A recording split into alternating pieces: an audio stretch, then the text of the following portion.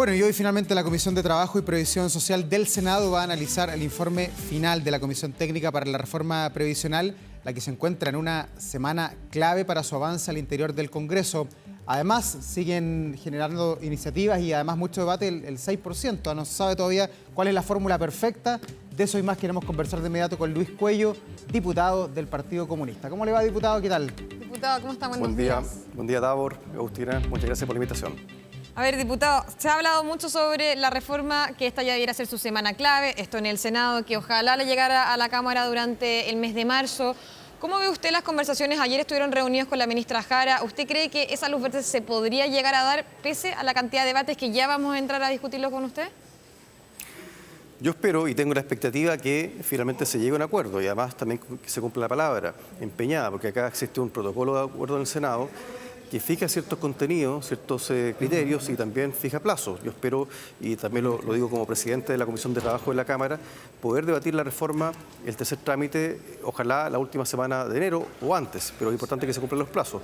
Yo creo que por el bien de los jubilados de Chile hay que llegar a un acuerdo y por lo tanto yo lo que sí espero y hago un llamado es que la derecha fundamentalmente flexibilice sus posiciones. El gobierno creo que también ya ha flexibilizado, ha modificado su propuesta original y por lo tanto yo creo que ahora está la pelota en la cancha de la derecha para que finalmente ceda y permita que tengamos un buen seguro social que eleve las pensiones tanto de los actuales como los futuros jubilados. Ya, pero la posición suya y del Partido Comunista, ¿cuál es en torno al 6%, que ha sido finalmente el guarismo más debatido durante todo el año y un montón de fórmulas? ¿Usted cuál es su umbral? ¿De dónde no se mueve? ¿Cuánto está dispuesto a que vaya a reparto y cuánto a este fondo solidario? A ver, lo primero es que para mí el óptimo sería que el 6% de aporte del empleador, no del trabajador, porque acá también se han vertido muchas mentiras a través de la publicidad pagada de las AFP, ese aporte del empleador.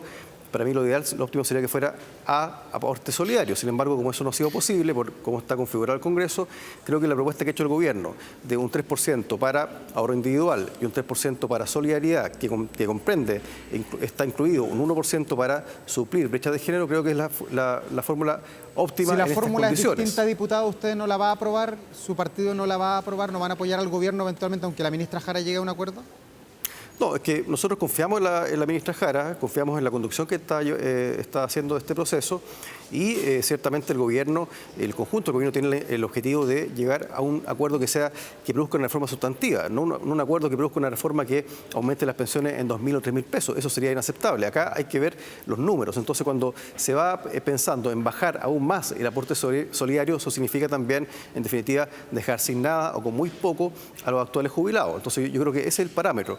Si nos fijamos en la realidad de hoy día, en octubre de este año, 7.000 mujeres se pensionaron y la mediana, es decir, el 50% de las mujeres que se pensionaron en octubre obtienen una pensión autofinanciada, es decir, de las AFP de 46.000 pesos. Esa es la realidad y por lo tanto si pensamos en rebajar aún más los números que van a solidaridad, significa que esas personas que hoy día están recibiendo una pensión de 46.000 pesos, que usted comprenderá que no alcanza siquiera para una compra en el supermercado, bueno, van a recibir 0 pesos o 2.000 o 3.000 pesos. Yo creo que eso sería inaceptable. La legitimidad de la reforma se juega, por supuesto, en el aumento sustantivo de las pensiones para los jubilados actuales y también para los futuros. Ahora, diputado, del 3% al 0,5% que está pidiendo gran parte de la oposición es una diferencia muchísima. En ese sentido, ¿se podría, cuáles son en qué situación están ustedes de acuerdo a las pretensiones que tienen la oposición y en cuánto podría ceder el gobierno en ese sentido? Porque si no, es simple, no hay reforma. Es que por eso yo creo que acá la responsabilidad está en la oposición. El gobierno ha cedido, esto del 0,5% yo lo interpreto como una mala broma, es una especie de burla o de limosna. ¿Cuánto aumentar la pensión con 0,5%? Prácticamente nada. Entonces yo espero que acá impere la razonabilidad y también la responsabilidad. Insisto, hay muchas personas, miles de personas que están percibiendo pensiones que no le alcanza para llegar a fin de mes. Entonces yo creo que eso es lo que debe valer acá. Ese es el debate que debemos que dar. ¿Cuál es la realidad material de las personas y cómo eso se modifica? Y la verdad es que el instrumento para modificarlo es justamente introduciendo un componente de solidaridad y terminando también con el poder de las AFP, que son un poder fáctico que ha impedido por más de 40 años una reforma sustantiva al sistema de pensiones, porque ellos están ganando mucho dinero. Este año nomás han ganado cerca de casi 500.000 millones de pesos en utilidades y con eso se financiarían un mes de PGU para 2 millones de personas. Entonces estamos hablando de una industria que, a mi juicio, seguir defendiendo a la AFP es inmoral porque están esquilmando a los chilenos, le están metiendo la mano al bolsillo a los chilenos para ganar millones de dólares gracias al trabajo de los chilenos. Pero ustedes como Partido Comunista tienen aprensiones en cuánto podría llegar a ceder el gobierno para finalmente sacar la reforma, o hay una conversación ayer, lo que hablaron con la ministra Jara, hay una conversación en donde hay un límite en el cual es el máximo que ustedes estarían dispuestos a apoyar, al igual que el gobierno. Yo creo que acá lo que cabe hablar es de criterios. Y el criterio primero es que la reforma sea sustantiva, que el aumento sea material significativo. En segundo lugar, que se divida la industria y también que aumente la pensión garantizada universal.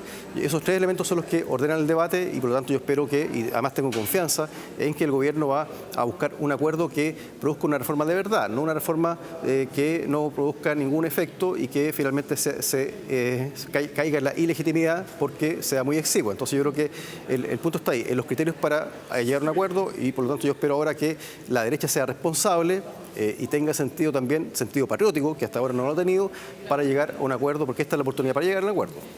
Diputado Cuello, pero además del 6%, que es lo más debatido por lejos en torno a este tema, hay una serie de cambios. De hecho, veíamos ayer esto que dicen que se filtró, que es un documento eventualmente de un acuerdo que está avanzando, pero que ninguna de las partes reconoce por ahora. ¿Va a terminar esto con lo que es la esencia de una administradora de fondos de pensiones de una AFP, tal como lo conocemos hoy día en los últimos 40 años? Porque a la gente muchas veces le sigue chocando que sigan existiendo las AFP, cambia algo el contenido, pero la AFP sigue siendo la AFP. ¿Para usted hay cambios sustanciales en la industria a partir de este proyecto? Claro, yo esperaría que en el ideal terminar completamente con las AFP, sin embargo lo que se apuesta ahora es dividir la industria. ¿Qué significa esto? Que la inversión corra por un lado con más inversores, ojalá con un inversor público, y la administración corra por una cuerda separada. Por lo tanto eso divide las AFP, o sea, divide la industria y eso es esperable porque también acá hay un tema de poder económico. El poder económico se transforma en poder político y eso lo hemos visto acá permanentemente, como en definitiva las AFP con todo ese poder económico han trabado una reforma y por lo tanto el sistema político se resiste o más bien ha sido lento porque está cooptado de alguna forma, está amenazado por este poder político y económico de la AFP. Entonces es fundamental dividir la industria para restarle poder a la AFP. Y en esta división ustedes llaman a nuevos actores, me imagino, como ¿quiénes podrían ser, quiénes plantean? No, yo creo que acá lo fundamental, más allá de los actores que puedan participar, primero es que tengamos ojalá un actor público que pueda actuar como inversor, pero eventualmente otros actores. Lo fundamental acá es que estamos hablando de una industria que está ultra concentrada y eso es lo que explica también el punto de vista político por qué no hemos avanzado en reformas. Yo creo que hay que ver esto, verlo muy fríamente y por eso yo me pregunto también cuánto han gastado las AFP que han operado como una especie de partido político de facto, han gastado millones y millones de pesos en publicidad, en televisión, en radio y hasta ahora no han transparentado cuánto ha gastado. Están usando la plata de los trabajadores justamente para perjudicar a los trabajadores. Esa es la ironía de esta situación. Y en algo tan importante para millones de trabajadores acá en Chile que cotizamos en la AFP, ¿ha sido bueno mantener esto con tanto sigilo, con reuniones que no vemos, con cosas que suceden de manera subterránea, o usted habría esperado más transparencia en la discusión?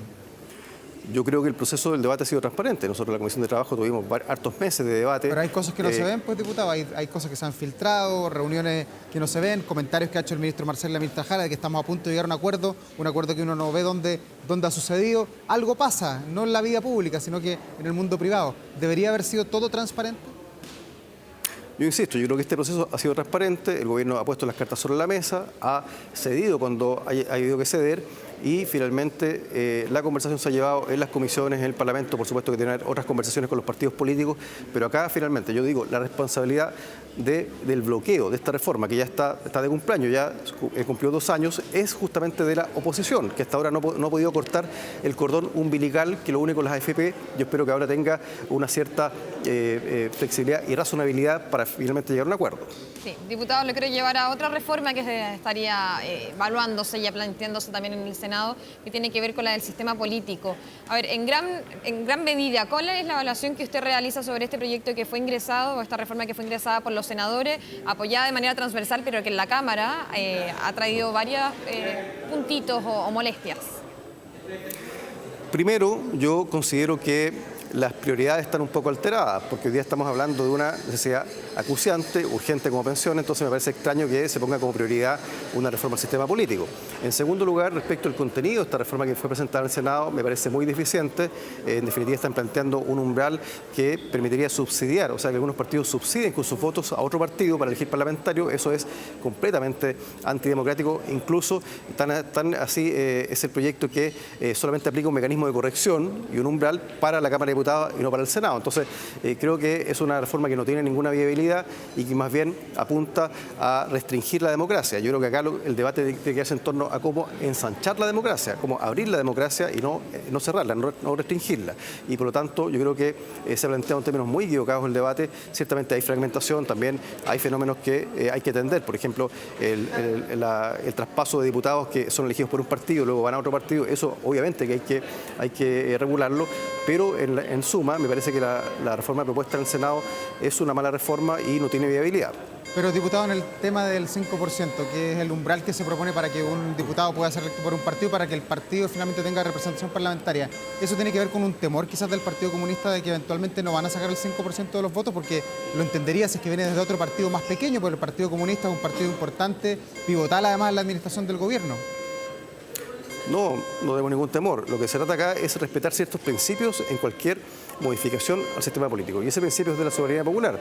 Si soberanamente el pueblo elige a un parlamentario, creo que es bastante poco democrático que se le quite el derecho a ocupar un escaño cuando tiene un mandato popular. Entonces yo creo que ese es el punto. O sea, acá en definitiva, como se dice, se está metiendo la mano en la urna para restringir por otra vía y en definitiva buscar un objetivo distinto. Yo creo que acá incluso uno podría hablar de una especie de sistema binominal encubierto que está dibujado a través de este mecanismo que es muy engorroso, que sería el de corrección o de umbral para llegar al Parlamento. Ahora, diputado, ¿usted considera que hay un problema en el sistema político? Porque habla de que no es el momento, de dónde están las prioridades. ¿Coincide que hay un problema o coincide de que probablemente esto debiera mantenerse así? Porque claramente son temas que al Congreso en sí mismo tampoco le conviene abordarlo. Es decir, hay un problema, ciertamente, y yo creo que el problema principal es otro. El sistema político hoy día no está respondiendo, no está procesando las demandas ciudadanas. Entonces, ¿esto se resuelve con este umbral? Yo creo que no. Acá hay un problema que tiene que ver con que, en definitiva, ya que hablamos de pensiones, ya han pasado tantos años y el sistema político no ha sido capaz de dar una respuesta institucional que mejore la calidad de vida de las personas. El sentido de la política, justamente de estar acá en el Parlamento, es buscar reformas legales, modificaciones para cambiar la vida y mejorar la vida de las personas. Hoy día, lamentablemente, lo que está haciendo el sistema político, por otros elementos, no necesariamente por la fragmentación, es que está deteniendo e impidiendo soluciones y, por lo tanto, eso al mismo tiempo crea una desconfianza que es justificada respecto de lo que está pasando en las instituciones. Diputado Luis Cuello, teníamos más preguntas, pero lo salvó la campana. Suenan los timbres, hay que volver a la sala a votar. Que le vaya muy bien. Qué bien. Muchas gracias, Agustina Tabor. Buen día. Gracias, buenos días.